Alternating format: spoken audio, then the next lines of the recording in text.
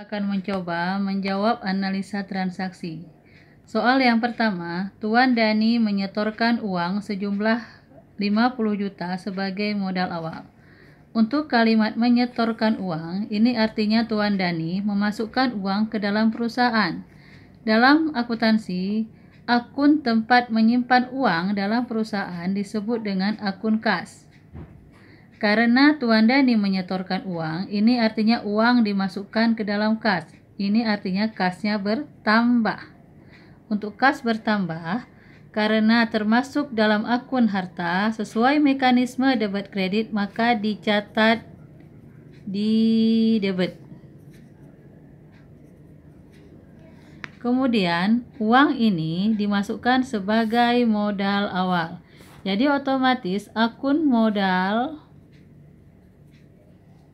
bertambah sesuai mekanisme debit kredit dicatat di kredit. Kemudian soal yang kedua, dibeli perlengkapan sebesar 40.000 secara tunai. Untuk yang kedua ada transaksi pembelian dibeli. Kalau kita ada transaksi pembelian berarti uang kita keluar. Maka di sini secara tidak langsung karena uang keluar, kas berkurang. Ingat ya, tempat uang dalam perusahaan diletakkan atau dimasukkan dalam akun kas. Jadi karena kita melakukan pembelian, uang kita keluar, kasnya berkurang. Sesuai dengan mekanisme debit kredit, kas berkurang dicatat di kredit. Kemudian yang dibeli apa? Perlengkapan. Karena perlengkapan dibeli, jadi maka di sini akun perlengkapan termasuk akun harta, maka dia bertambah karena baru dibeli. Akun perlengkapan bertambah dicatat di debit. Oke, berikutnya untuk nomor 3. Dibeli tanah 80 juta. Dibayar tunai 50 juta, sisanya dibayar kemudian. Sama seperti nomor 2, kalimat dibeli, maka pengaruhnya adalah kas berkurang. Kemudian yang dibeli apa? Tanah. Akun tanah adalah akun harta tetap. Maka kita munculkan akun tanah bertambah. Karena tanah ini termasuk tadi akun harta tetap, maka dicatat di debit. Berapa dicatat di debit? Senilai 80 juta. Kemudian ada kalimat dibayar tunai. Ini artinya kas atau uang yang keluar sebesar 50 juta. Maka dibayar tunai ini kita berakibat kepada kas berkurang, yang tadi dibeli kas berkurang sebesar 50 juta. Karena kas berkurang, maka dicatat di kredit. Kemudian sisanya dibayar kemudian. Ini artinya kita tidak membayar lunas pembelian tanah ini, hanya setengah. Maka sisanya memunculkan akun hutang. Jadi hutangnya bertambah karena dia termasuk akun hutang usaha, yaitu dalam akun kewajiban, maka dicatat di kredit sebesar 80 juta kurang 50 juta, yaitu 30 juta rupiah. Kemudian untuk nomor 4, dibeli peralatan sebesar 240.000 secara kredit. Ingat nak ya, pembelian ini artinya uang kita keluar. Tetapi karena ada kalimat secara kredit, artinya bukan tunai, kita belum membayar, maka kalimat dibeli ini tidak mengakibatkan kas berkurang, tetapi karena secara kredit memunculkan akun hutang. Hutangnya bertambah dicatat di kredit sebesar 240.000. Kemudian yang dibeli apa? Peralatan.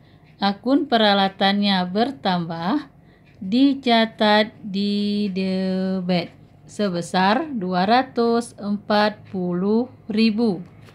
Kemudian kita beralih ke soal yang kelima. Dibayar biaya listrik telepon 20.000. Untuk kalimat biaya, maka ini termasuk ke dalam akun beban. Beban usaha atau di luar usaha. Untuk listrik dan telepon yang biasanya digunakan untuk melaksanakan semua kegiatan operasional usaha, maka termasuk ke dalam beban usaha. Nah, beban usaha ini dia bertambah di debit. Karena ada kalimat dibayar, artinya kita mengeluarkan uang, maka kasnya berkurang, dicatat di kredit. Nilainya 20.000 untuk beban usahanya bertambah dan 20.000 untuk kasnya berkurang. Kemudian yang keenam, dibayar gaji 120.000. Untuk gaji ini juga termasuk ke dalam beban karena digunakan untuk membayar para karyawan atau upah karyawan dalam melaksanakan kegiatan usaha. Maka bebannya bertambah. Ini beban gaji, maka kita buat beban gaji bertambah, dicatat di debit, nilainya sebesar 120.000. Kemudian nomor 5 tadi, beban ini nak kita catat beban, bukan beban usaha tetapi beban listrik dan telepon. Ya, diperbaiki. Kemudian nomor 7, diterima pendapatan dari pemberian jasa 4 juta tunai. Kalau diterima artinya kita menerima uang, maka kasnya bertambah, dicatat di debit. Apa yang selain kas bertambah? Karena diterima pendapatan, maka muncullah akun pendapatan. Akun pendapatan ini karena kita baru menerima uang, maka dia bertambah juga. Akun pendapatan bertambah, dicatat di kredit. Nilainya 11 juta untuk pendapatan dan juga nilainya 4 juta untuk kas yang bertambah. Kemudian nomor 8, diambil uang kas untuk keperluan pribadi sebesar 2 juta. Tadi Ibu sudah ingatkan, kalau ada transaksi diambil kas untuk keperluan pribadi, maka kalian catat sebagai akun prive. Prive bertambah, dicatat di debit. Kemudian karena yang diambil uang kas, maka kasnya berkurang, dicatat di kredit sebesar 2 juta dan nilai privenya yang bertambah juga sebesar 2 juta. Kemudian nomor 9. Telah diselesaikan reparasi TV seharga 400.000. Telah diterima tunai 200.000, sisanya diterima kemudian. Untuk transaksi nomor 9, ini artinya kalian telah menyelesaikan pekerjaan jasa memperbaiki TV. Apabila kalian sudah menyelesaikannya, maka kalian akan mendapatkan uang 400.000. Ini bisa kalian masukkan ke dalam akun pendapatan.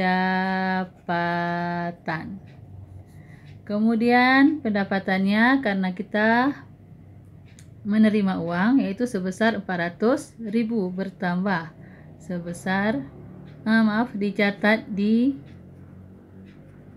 kredit sebesar 400.000. Kemudian ada kalimat telah diterima tunai. Ini berarti kita menerima uangnya, menerima tunai, masuk ke dalam kas. Bertambah, dicatat di debit. Berapa yang bertambah? 200.000. Kemudian ada sisanya diterima kemudian. Ini artinya si pemilik TV tidak membayar semua uangnya untuk kita. Masih ada sisanya. Maka sisanya diterima kemudian ini dinamakan piutang.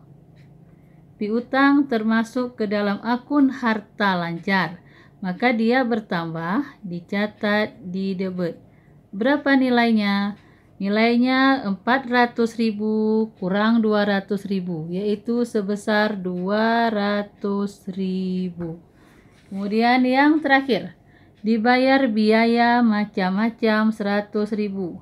Kalimat dibayar, seperti tadi Ibu jelaskan, kas berkurang. Karena kita membayar dengan uang, uang berkurang, maka kas berkurang. Dicatat di kredit. Kemudian apa yang dibayar? Biaya macam-macam. Ini bisa kita masukkan biaya seperti sama dengan di atas, kita masukkan kepada beban macam-macam. Bertambah, dicatat di debit, nilainya sebesar 100.000 dan kas juga berkurang, yang dicatat di kredit nilainya juga 100.000. Jadi dapat kita simpulkan yang pertama, kas bertambah di debit, modal awal bertambah di kredit, nilai transaksinya sama sebesar 50 juta. Yang kedua, perlengkapan bertambah di debit, kas berkurang di kredit, nilai transaksinya 40.000. Nomor 3, tanah bertambah di debit sebesar 80 juta, kas berkurang di kredit sebesar 50 juta, hutang bertambah di kredit sebesar 30 juta, didapat dari 80 juta dikurang 50 juta. Kemudian nomor 4, peralatan bertambah di debit, hutang bertambah di kredit, nilai transaksinya sama sebesar 240.000. Kemudian nomor 5, kas berkurang di kredit, beban listrik dan telepon bertambah di debit, nilai transaksi sama sebesar 20.000. Kemudian nomor 6, kas berkurang di kredit, beban gaji bertambah di debit, transaksi nilainya sama 120.000. Kemudian nomor 7, kas bertambah di debit, pendapatan bertambah di kredit, nilai transaksinya juga sama sebesar 4 juta. Nomor 8, prive bertambah di debit, kas berkurang di kredit, nilai transaksi sama sebesar 2 juta. Nomor 9, pendapatan bertambah di kredit sebesar 400.000, kas bertambah di debit sebesar 200.000, piutang bertambah di debit sebesar 200.000, didapat dari 400.000 dikurang 200.000. Kemudian yang terakhir nomor 10, kas berkurang di kredit, beban macam-macam bertambah di debit, nilai transaksi sama sebesar 100.000. Semoga kalian dapat memahaminya. Terima kasih.